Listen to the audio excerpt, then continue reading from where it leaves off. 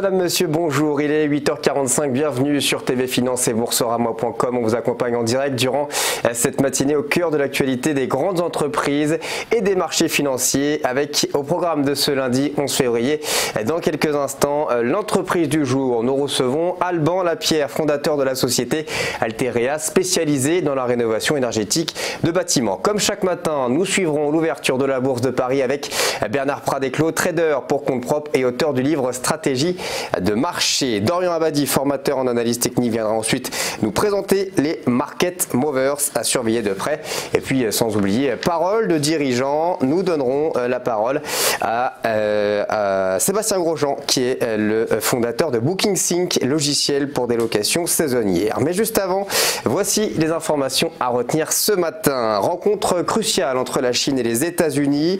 Négociateurs américains et chinois vont se retrouver à Pékin de lundi à vendredi pour tenter d'esquisser les contours d'un accord commercial sous la pression de la date butoir qui est le 1er mars prochain. Washington pourrait vouloir ménager les susceptibilités chinoises afin de préserver ses chances de parvenir à un consensus après plus d'un an de conflit. Un échec des négociations signifierait une aggravation de la guerre des taxes douanières qui menace non seulement les économies chinoises et américaines mais aussi la croissance mondiale dans tout le monde. Une guerre commerciale qui fait rage mais qui ne doit pas pour autant déstabiliser l'Europe. Le ministre français de l'économie et des finances Bruno Le Maire a profité hier d'un forum international à Dubaï pour prononcer un vibrant plaidoyer en faveur d'une Europe plus forte. Nous voulons être une puissance politique entre les États-Unis et la Chine. Voilà ces mots lors du sommet annuel sur la gouvernance mondiale qui réunit des décideurs politiques et économiques du monde entier. Il a promis de forts investissements, un véritable budget pour la zone euro et une union bancaire, tout en admettant que beaucoup de changements devraient être opérés et que certaines règles communautaires étaient dépassées. Il a par ailleurs évoqué l'économie planétaire à l'ère des géants du numérique, préconisant une taxe numérique qui doit être honnête et efficace dans l'intérêt du monde entier.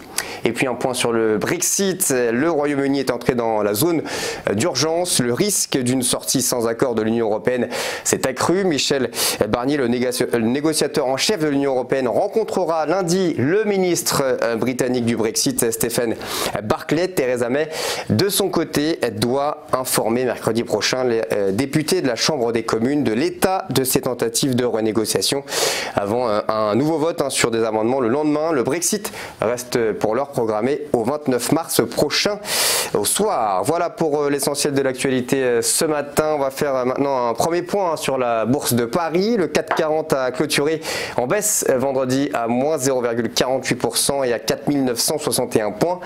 Du côté de Wall Street, a terminé en baisse à moins 0,27% et à 25 103 points.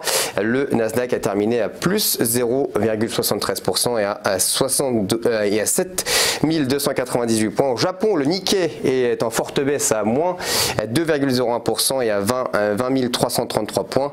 Francfort termine en légère baisse à moins 0,5% également et à 10 906 points. Et puis un point rapide sur les valeurs de crypto-monnaie.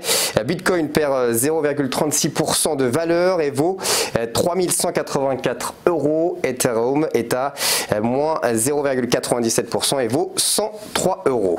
On marque une petite pause, on se retrouve dans quelques instants.